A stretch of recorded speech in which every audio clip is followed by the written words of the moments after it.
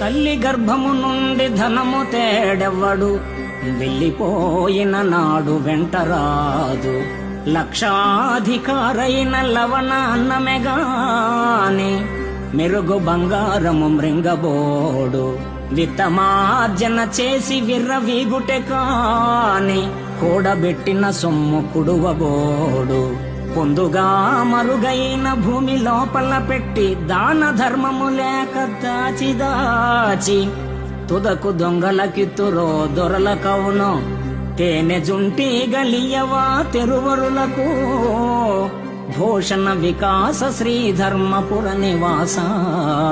దుష్ట సంహార నరసింహ దురిత దూర. ఆ